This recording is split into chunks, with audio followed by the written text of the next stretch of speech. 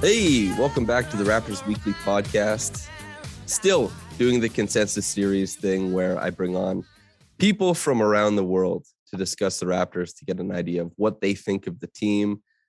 Obviously, you have to know what's going on with your team, what people think outside of your sphere.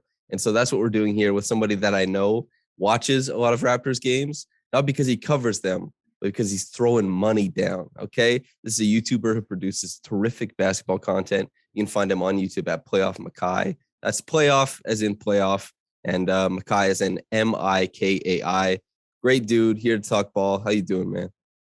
Hey, man, I'm good, man. Thanks for having me on the podcast, man. The first thing I'm going to ask, thoughts on the Raptors? Because there's been many times this year where you said, this team is booty. This team is washed. They're poverty. Now they're like 20-18. They had a good game against the Suns. What are your thoughts right now? Yeah, man, the Raptors, they just really shocked me a lot this year because, for one, I didn't think that Fred would have his best passing season, his best shooting season. I didn't think Fred would be like this all-star candidate type. I thought because, in the offseason, Pascal got the shoulder injury, I believe. And I thought y'all would just barely be afloat without him. But the way that Fred's been great, I didn't think Scottie Barnes would come into the league with a mid-range. And just the way how everybody's just been contributing to the team has really shocked me. So y'all have been a pleasant surprise this season. Okay, so Fred, as far as, best shooting, best passing, is he a him? What's going on there? What are your thoughts? Fred is definitely a him, and he's approaching, get his stamp. But Fred, he's just taking that next level offensively. I feel like as an off-the-dribble shooter, I feel like as a catch and shoot three-point shooter, and really just getting into the lane this year. I feel like this year, him finishing at the rim has been great. The Florida game has been great. He's been making great reads. Like a lot of the criticism he had last year, because I remember last year, everybody used to always say he struggles finishing, which he did, which he should at his, small size. But I feel like this year he's found a way to, just become more efficient and just become, a better all-around scorer. Okay. And for somebody who, if people who are listening aren't aware, you have a very famous quote about defense and not wanting to talk about it, but I'm gonna urge you on that. So Fred, the people I've had on to talk about this prior, they raved about his defense. So I have to ask, do you have any thoughts on Fred's defense? Yeah, Fred VanVleet is one of the rare instances where a guy is lead on both ends, like a top tier guy on both ends. Fred is just really good, whether it be on ball, navigating screens. He's a good communicator. He's good helping. He's just really strong. Great hands. He's just a guy who you trust at the point of attack. You trust him, helping in any spot. He can, he's deceptively strong, like Kyle Lowry used to be for the Raptors. But he can kind of switch off a little bit. He's just a really good defender all around for the Raptors, and he has great personnel around him. And he's just a really good guy to have in that scheme. Okay, so here's the thing, Makai. 27-11. The Bulls are the number 1 seed in the East. They are 20-18. The Raptors, the 8th seed. Who's getting the work in the series? Okay, I need to know. Getting the work in a playoff series between the Bulls and the Raptors. Yep.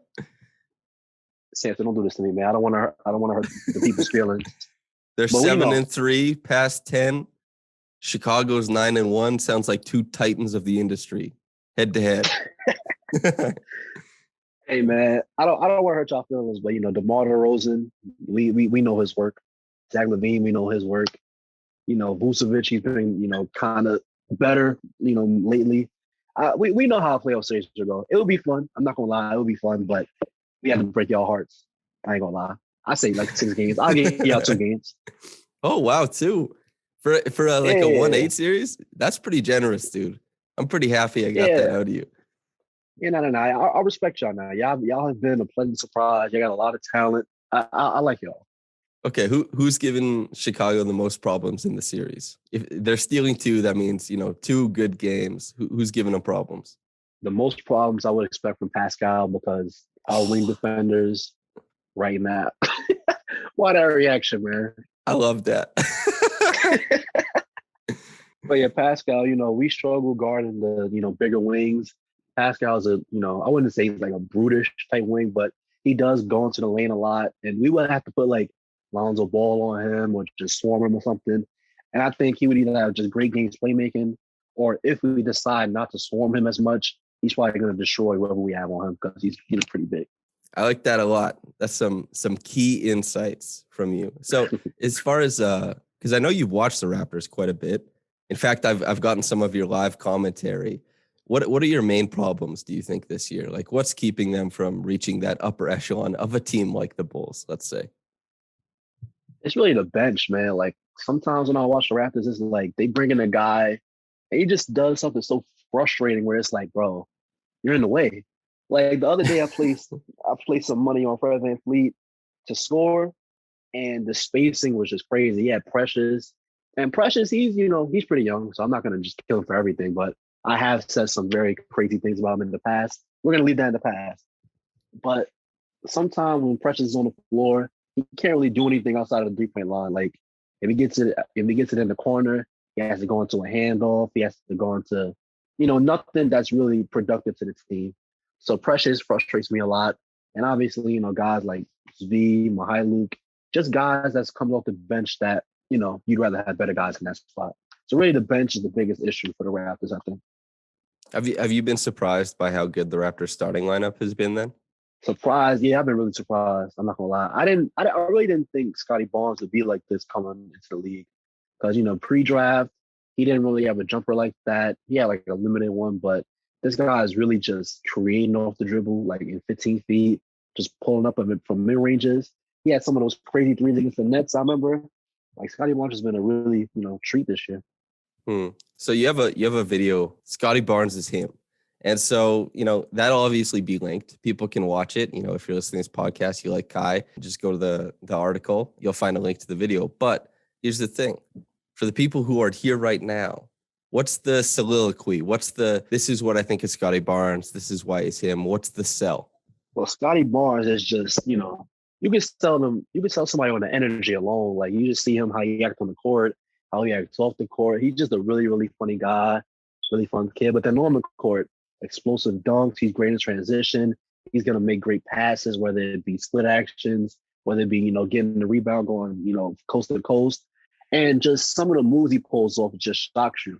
Like, once again, like against the Nets, he had like a crazy, like, post fade shimmy against KD. He had a crazy, like, step back three in the corner. And it's like the way they talked about him pre-draft is that he's probably going to be a negative on offense. He can't shoot, and he's probably going to be limited getting to the rim because of his handle. But everything has just been more than I thought it would be. And defensively, he's really good, really long wingspan, really good helper. He wasn't always like this season, though, because I remember in the beginning of the season, he seemed like overwhelmed a little bit because the Raptors scheme is very taxing. The Raptors scheme, you have to fly all around the court, close out the guys, make sure you're in the right position to help. And it seemed like he was kind of always in the wrong position. But, as of like a few weeks ago, maybe even a month ago, he just seemed better being a helper. I still think he's limited, at point of attack, obviously, because he's not the quickest laterally. But as a help defender, he's as good as it gets for a rookie. And I think that's why he's firmly in the Rookie of the Year conversation. Okay, so let's do the Rookie of the Year conversation then. You got Mobley, Cade, Wagner, Scottie, dark horse of your choice. What are your, let's say, top three right now? Top three would have to be Mobley, Barnes, and probably Wagner. I'm not gonna lie. Barnes has been hooping. So what's the chasm or the difference between Mobley and Scottie for you right now? The difference will have to be the defense, because like Scottie, he's good on defense, but Evan Mobley has been like all defense level on defense, like being able to switch on everybody, being just a terror to take layups against next to Jared Allen.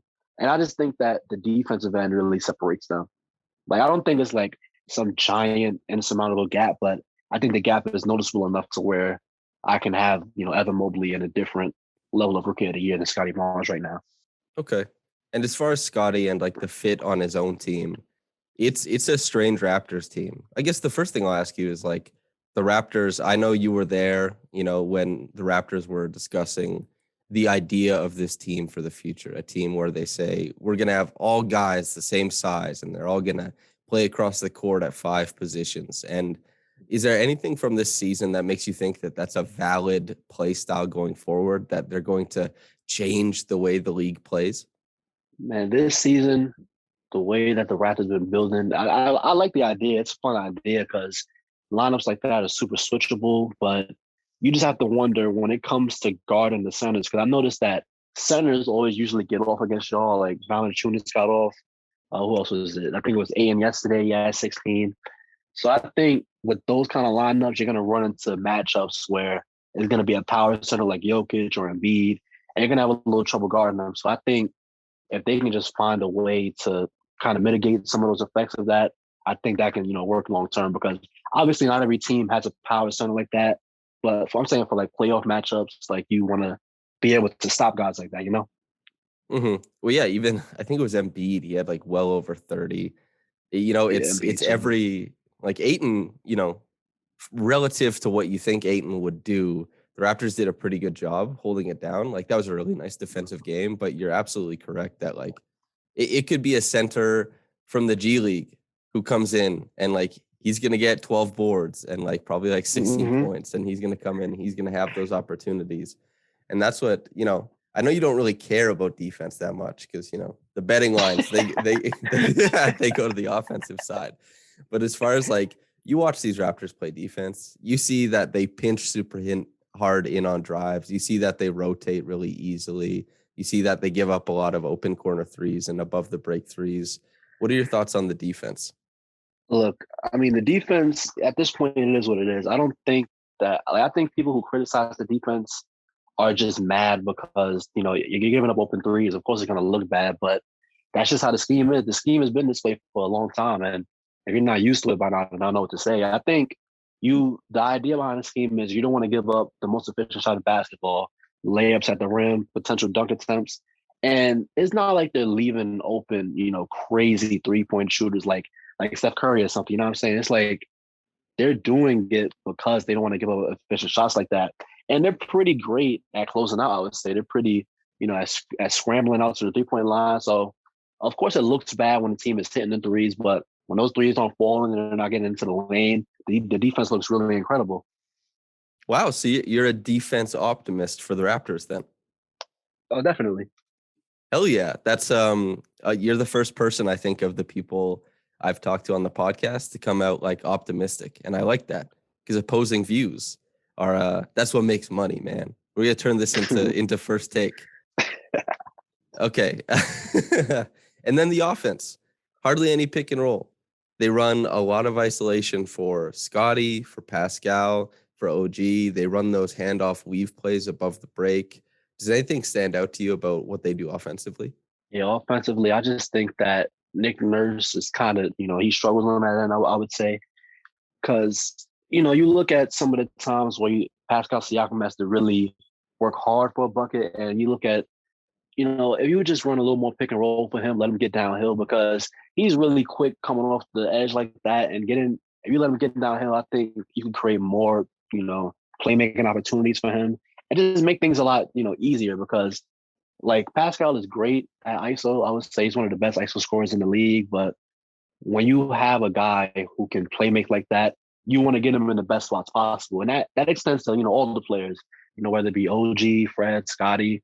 I just think that, they should run more pick and roll actions for, their guys like that. Yeah. Nick Nurse and Steve Kerr, both of them have what looks like, potential, well, especially Steve Kerr, because Steph Curry was built in a lab to run pick and roll, but they hardly run pick and roll with him. And then, Pascal Siakam, OG Anunoby, whoever, there's like these strange, potentially good pick and roll options on the Raptors, but they don't really go to that. I guess, the Raptors last night, they ran a pick and roll for Pascal. He got a mid-range jumper out of it, missed it down the stretch. So maybe, Nick Nurse, he stamps his feet and he's like, I'm not, I'm not doing any of that anymore. This is why I don't call those, man. Yeah, exactly. But yeah, that makes sense. So the Bulls, number 1 seed. That's your favorite team for the people who, if they didn't get that throughout this podcast, but that's the team that, you talked about not having wing defenders. You talked about, where they might be weak. And this is a team that wants to win the chip this year. They have incredible shot makers. They have a terrific defensive core. If you're trying to take guys from the Raptors, who are you trying to steal via trade to bulk up this team? Like realistically, or like a dream world? You can do whatever you want. Maybe both. Man, realistically, I don't think we have the assets to really get a trade done with y'all. But in a dream world, I would love to have Pascal Siakam or even OG, because I just want somebody who can, realistically guard wings and has, experience guarding bigger guys. Because OG has always, he can really switch on to bigger guys.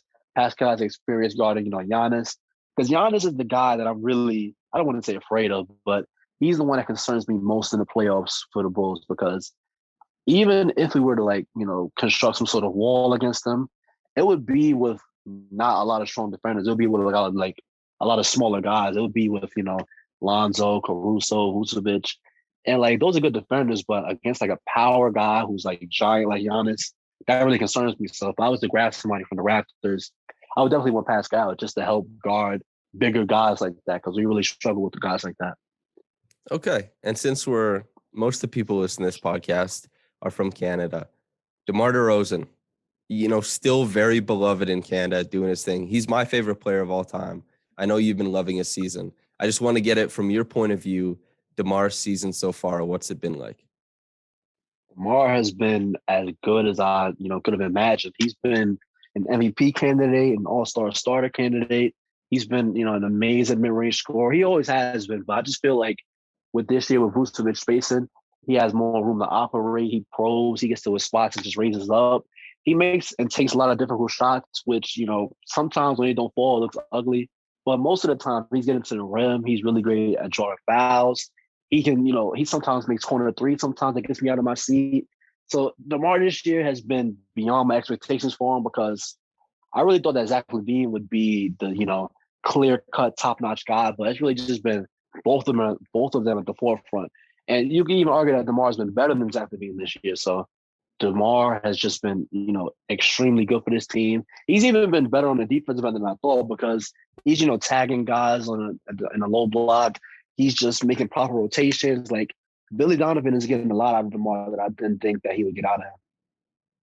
That is pretty crazy, actually. Going into that year, you and I both were high on the DeMar signing. We liked it, and we had discussed it, but neither of us would have considered for a second that he would be so good that he would be in the same vicinity, perhaps even clearing Zach LaVine. LaVine is having historic offensive seasons prior to this, and then DeMar comes in, doesn't even sign a max. He didn't even get a max, and he's doing this, an MVP candidate. It's wild. Pretty crazy, man. I'm loving it. Yeah, damn. Really fun to watch DeMar. Really fun to watch the Raptors. Really fun to watch the Bulls. A good year of watching games so far for me. Great basketball this year. Yeah, man. The COVID stuff has been pretty crazy lately, but I guess we move. That's life right now. You holding up all right, though? Yeah, of course, man. Everything's good on this side. Good to hear. Okay. Makai, is there anything you'd like to plug before we get out of here?